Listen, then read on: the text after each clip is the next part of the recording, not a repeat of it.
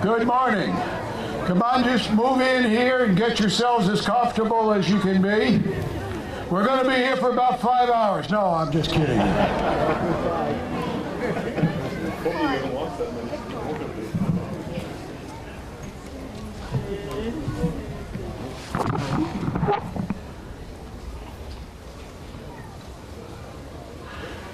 Welcome to Newburyport on Veterans Day, the 11th hour of the 11th day of the 11th month, formerly known as Armistice Day.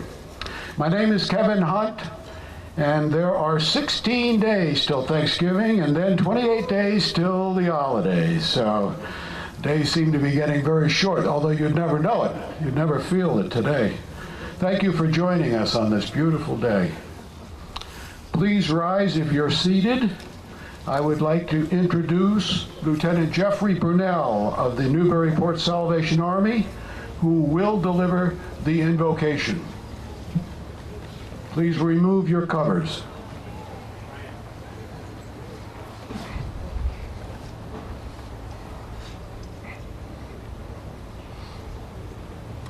On Christmas Eve, 1910, General William Booth, the founder of the Salvation Army, old, blind, and nearing his death, was unable to travel, and being inspired to speak to the soldiers and officers one more time of the Salvation Army, he decided to send them a telegram to be delivered to Salvation Army ministry outposts around the world. Now, not wanting to waste valuable resources and take away from what was to be used to help the poor, General Booth decided on a short, single word that he would send. The word chosen would have to carry the full weight and meaning of the message all on its own. A single word to speak for the entire Salvation Army's purpose. And so he sent to the Army world the word others. Others became the focus, others became the reason, others became the purpose for the ministry of the Salvation Army. A similar theme, a duty to serve others, is the heart of the veterans' commitments that they make. Listen to the words of the creed of our very own U.S. Coast Guard that started here in Newburyport. I'm proud to be a United States Coast Guardsman. I revere that long line of expert seamen who, by their devotion to duty and sacrifice of self, have made it possible for me to be a member of a service honored and respected in peace and in war throughout the world. I never, by word or deed, will bring reproach upon the fair name of my service, nor permit others to do such unchallenged. I will cheerfully and willingly obey all lawful orders. I will always be on time to relieve and shall endeavor to do more rather than less than my share. I will always be at my station, alert and attending to my duties. I shall, as far as I am able, bring to my seniors solutions, not problems. I shall live joyfully, but always with due regard for the rights and privileges of others. I shall endeavor to be a model citizen of the community in which I live. I shall sell life dearly to an enemy of my country, but give it freely to rescue those in peril. With God's help, I shall endeavor to be one of his noblest works, a United States Coast Guardsman. It's about honor, it's about duty, it's about selfless, sacrificial service. It's about others. Lord, in these moments, as we honor those who serve, We pray that we would be inspired by their example and by your Holy Spirit to live to serve others, recognizing that our freedom to do so comes as a gift that must not be wasted. May it be done according to your will. In your name I pray. Amen.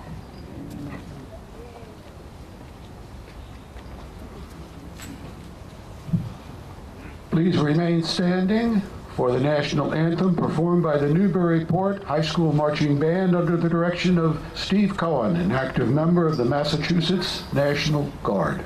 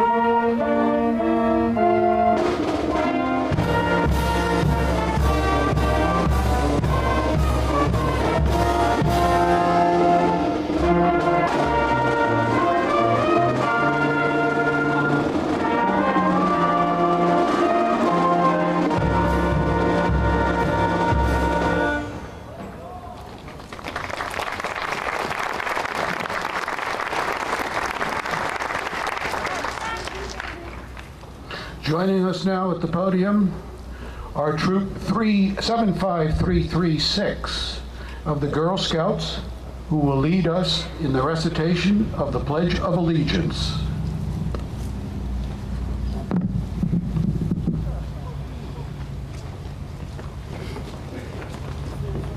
Come to you, great.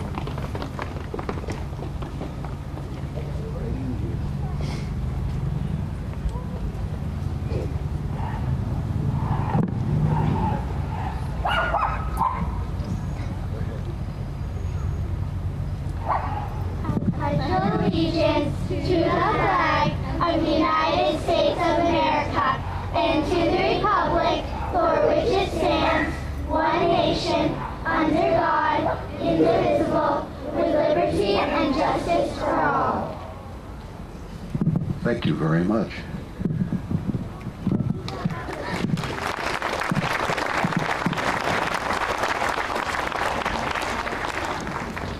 At the Veterans Cemetery, if you continue with us to the end of the program, the girls from that troop will be placing a flag on each veteran's grave.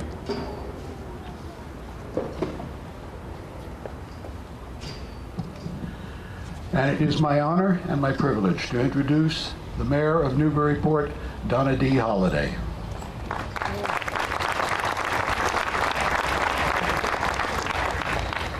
Good morning and welcome. It's my pleasure to welcome you once again to our annual Veterans Day service as we recognize the tremendous service of all the veterans in our greater Newburyport community.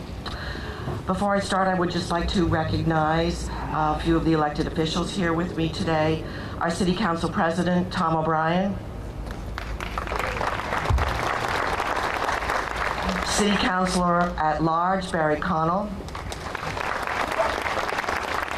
Our Ward 2 City Councilor, Jared Eigerman. Our Ward 3 City Councilor, Bob Cronin.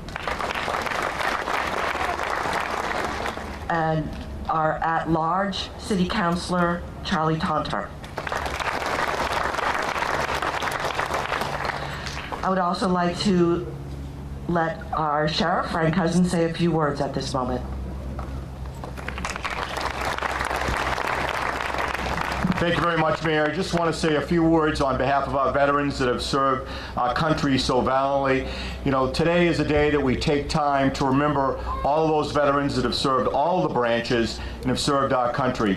And more importantly, it gives us a chance to reflect on them while they're still alive and well, and a chance to reunite with their families and friends and pay homage for the hard work that they did for their service to our country. So with that, I want to thank everybody for allowing me to say a few words, and happy Veterans Day. I also wanted to extend greetings from City Councilor at Large Ed Cameron. This is the first Veterans event in all the years he's been City Councilor that he had to miss. As is our tradition, we recognize those who have passed between Memorial Day and Veterans Day and Memorial Day. Again, we will ring a bell for each departed veteran. The bells correspond to their branch of service. Today's bell masters are retired Army Master Sergeant Robert Stanwood. Could you raise your hand? Thank you. Navy Lieutenant, our own Kevin Hunt.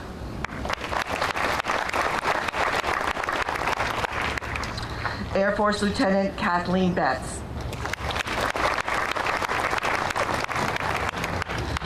And now, in order in which they left us, Newburyport's departed veterans. David Mearson, Navy. David served aboard the USS Robert A. Owens, a Navy destroyer. After the service, he operated a natural foods market in Vermont before following his love of water and moving to Newburyport. He was an avid skier and a watercolors painter. Richard Whitey Idings, Navy. Whitey graduated from Newburyport High School and proudly served in the Navy for 2 wars, World War II and the Korean conflict. Known by many in town as the smiling cab driver, his good spirit and generosity are sorely missed. Renaud Army. Rene left us at the tender age of 96, and he was active and lucid till the end. He served with the Army in World War II as a tech sergeant and earned 5 combat badges. After the service, he worked for 40 years as a shipwright with the Portsmouth Naval Shipyard. Chelsea R. Taylor, Navy. Chelsea served aboard the battleships Iowa and Wisconsin during World War II, earning many medals and commendations. After the war, he worked briefly as a cab driver in Boston and then enjoyed 23 years as an iron worker in Saugus. He has also managed a Little League baseball team. Edward Metcalf, Air Force. Ed served with the Army Air Corps during World War II as a ball turret gunner on B-17 bomber, for which he was awarded the Distinguished Flying Cross. After the war, he began a long career of assisting others in fundraising. Arthur Dow, Air Force. Arthur was a Newburyport native and served with the Air Force during the Korean conflict. He worked for General Electric for 40 years and enjoyed life with his grandchildren and his friends. Francis Buster Donahue, Navy. Buster served with the Navy from 1943 till 1946 during World War II. For many years, he ran Donahue Motors, automobile dealership at the corner of Winter and Merrimack Streets. His business integrity earned him the respect of many long-term customers and friends. John D. Hurley, Army. John grew up in Newburyport and graduated from Newburyport High School class of 1940, where he continued through his life to actively organize class reunions. He was a veteran of World War II, a member of AMVET's organization, and for many years, a respected member of the Old Newbury Golf Club. John Grove, Army.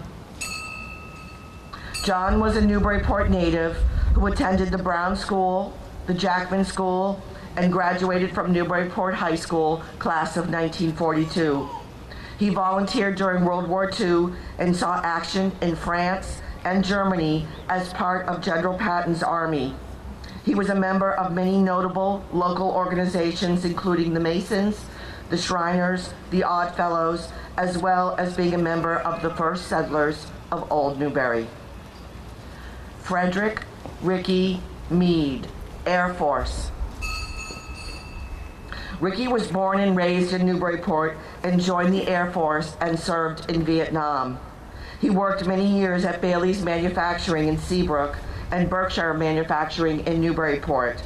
He was a loving grandfather who is also survived by 2 great-grandsons. Larry Bartholomew, Jr., Navy. Larry served with the Navy during World War II as a radio man instructor. After the service, he was an electronics engineer with CBS Hytron in ITEC and retired as quality control inspector of nuclear power plants. He was a life member of the Veterans of Foreign Wars and the American Legion. Robert Shaw, Navy. Robert served during the Korean War aboard the USS Salem. Following his discharge from the Navy, he was an adjuster for the Kemper Insurance Company. His love for Newburyport was enhanced by his love of the ocean. Stephen Osgood Kent, Army. Steve joined the Merchant Marines when he was 17 and traveled the world. He then served with the United States Army during the Korean conflict as a harbor craft supervisor. He made his living from the sea as a lobster boat fisherman, the owner, Kent Shellfish Company, and was the shellfish commissioner for the town of Raleigh. Brian Arabino, Navy.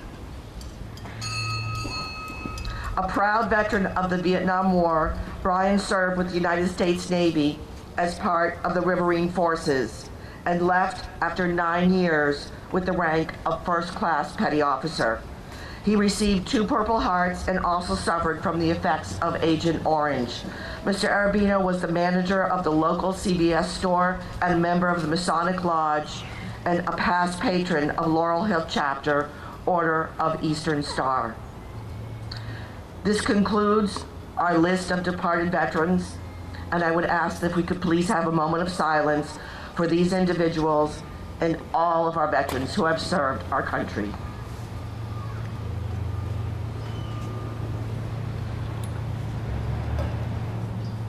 Thank you.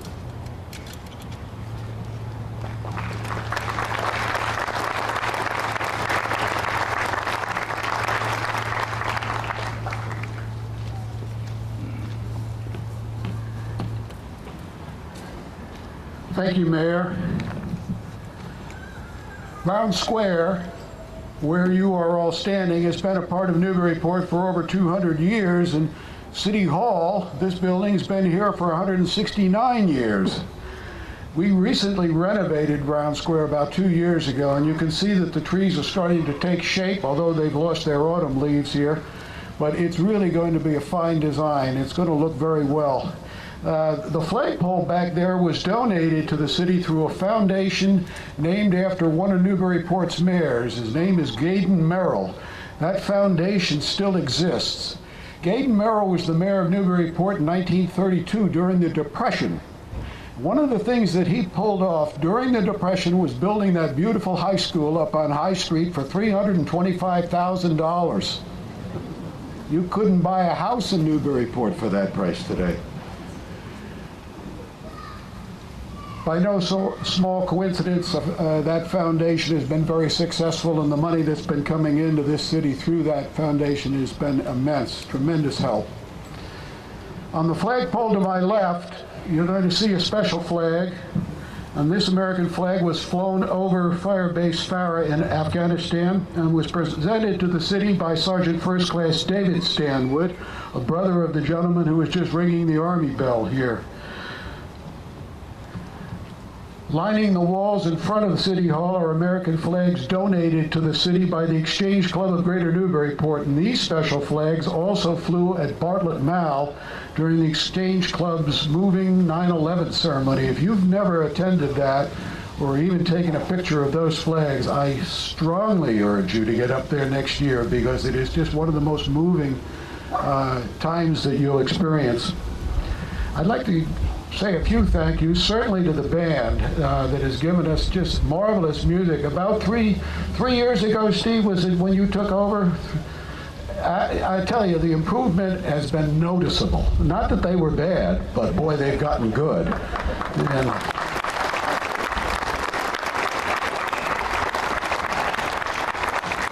certainly a thank you to Troop 75336. We'll have the Boy Scouts next time, but thank you to all the Cub Scouts, Brownies, Boy Scouts, Cub Scouts, everyone who comes out and helps us out in this parade. A strong thanks to Rich Banks, whose support and his family's support through the years has really helped this city, one of those strong, silent people in the background. Special thanks to the Honor Guards today. We have the Newburyport Police Department. We have the United States Coast Guard. Later on, I believe we'll have a rifle salute from the Newburyport Police, but I don't know that for sure. And let's see who else we've got here. You know who I really would like to thank? One of my own department heads here in Newburyport. I am involved in the Veterans Department, and there's another department that really helped out veterans this year, and that's the Health Department. Bob Bracey, Pam Palumbo, and Patty McElarney.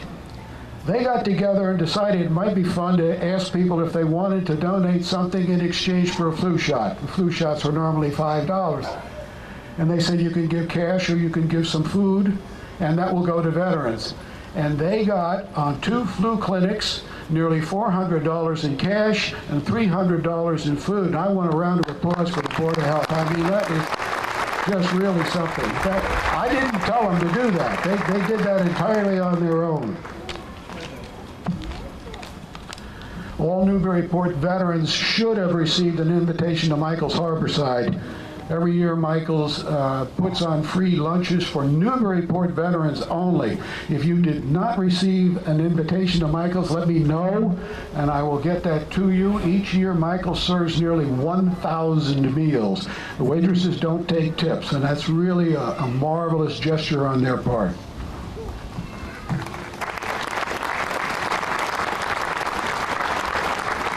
I'd like to just take a minute to say hello to a few of the veterans that I see. I think I see Frank DeCenzo there. Hi, Frank, and good to see you. And I'm not sure, my eyes are not what they were before. I know Forrest Stanwood is out there. John Lagula sometimes joins us, but I don't know if he's here today. Alzer Pickey. I would like to make a special mention of Alzer Pickey. Maureen asked me to do that, and I'm more than happy to do it. Al Krabchek. Thank you, Commander, for coming out. Forrest Stanwood, thank you. And I apologize to any of you that I missed if I haven't mentioned your name. Ralph Ayers. Where's Ralph? Hey, Ralph. I saw you before the ceremony. As we all know, we celebrate Veterans Day on the anniversary of the armistice ending World War I. And this year is the 100th anniversary of the start of that war. It was called the Great War until the world learned that there would be more of these terrible wars in the century. And after 3 years, the United States joined the war to make the world safe for democracy, as President Woodrow Wilson put it. 2 million Americans volunteered for the Army. Nearly 3 million were drafted. More than 20,000 women served in the Army and the Navy. And that was the first time women were actively in the military. There was a large poster that you never saw because none of you were old enough to see it, and I certainly didn't either. The slogan said, "Women, help America's sons win the war." Newburyport sent 463 veterans. We lost 25 of them. All of their pictures are on the corridor of honor here in City Hall. And sadly, one of those people, Fred Horsch, died on November 11th 1918, the day the armistice was signed. When we entered that war, it was deadlocked. Opposing armies were dug in, facing each other in cold, muddy trenches that went as far as from Newburyport to Washington, D.C. That's how long that trench was. It's called the Western Front. Ran along northern France. Within 18 months, the sheer number of American doughboys added to those lines. Within 3 years, that war had come to an end on 11/11/1918. In 1921, the tomb of the unknown soldier was erected at Arlington National Cemetery, and at that time, there were 200 acres of headstones across those beautiful fields down there. Today those headstones cover more than 600 acres. For most of us, the fear of dying is a fleeting moment, something that came and it scared us, and then the danger passed. Beyond a few gasping breaths and the slow dissipation of the adrenaline, we were unscathed. Death had passed us by. It was a scary moment, but it wasn't something we were going to live again, or did we ever want to live again. Today, though, as in all wars, we have men and women in our armed forces who are living those moments of impending death. For some of them, it's just a quick brush with an enemy, maybe an exchange of a bullet. An unseen killer out there someplace who would destroy their life. For others, it's more than a passing brush with death. It's a constant adrenaline-pounding brush with the future unknown. A bomb could explode anywhere. A mortar could drop. A person standing in front of them could explode into pieces, sending shrapnel everywhere. That danger is imminent, and there's no safe place to avoid it. They live with that fear, and they live it with all the time with no relief. If you live a year of constant adrenaline pressure, you change. Your body gets used to the adrenaline. You walk around in a heightened sense of awareness. You're overly cautious. You listen to every sound. You see every movement. Everyday surroundings become threats. It's called hypersensitivity. Imagine surviving a year of combat anywhere. I don't care if it's Iraq, Guadalcanal, Pacific Atolls, Germany, Korea, Afghanistan. And you're on the tarmac of an air base, and you're about to fly home, the adrenaline is still surging through your body, but your desire is to leave and get out of that place. And you board the plane. Within a few days, relatives have hugged you, friends are back, and now you're sitting alone in your old bedroom, and the walls adorned with high school memories, and they're memories of a time that feels like the last century. The simple joys of high school, the simple memories that so many of us have, they're no longer available. They've been replaced with adrenaline that is still surging through your body. And only 3 days ago you had a rifle, you anticipated danger, you could defend yourself, and now you're lying on your back, staring at the ceiling and capable of attacking the first person who comes through the door. 1 year of adrenaline addiction doesn't disappear in a few days, and sadly, in some cases, it never disappears. You all know these are the symptoms of PTSD. PTSD can happen to anyone. Our brains are pretty complex mechanisms. Each year, about 8% of all Americans suffer some kind of PTSD. Now compare that percentage to the servicemen and women returning today from Iraq and Afghanistan, where that percentage soars to 40% of all of those people. For many, that one-year experience will change their lives forever. All wars produce lasting injuries, whether it's to the people who engage in them or the people who have to witness it. Shell shock, battle fatigue, a numbness that never allows them to speak. They tell no stories. That's a common condition. for all you veterans here today, thank you for your service and your sacrifice. I share the pride you feel in being able to count ourselves among the 1%ers, the greatest military in the world, and I want you to remember one thing. Veterans have never started a war, but they've ended every one of them. Thank you.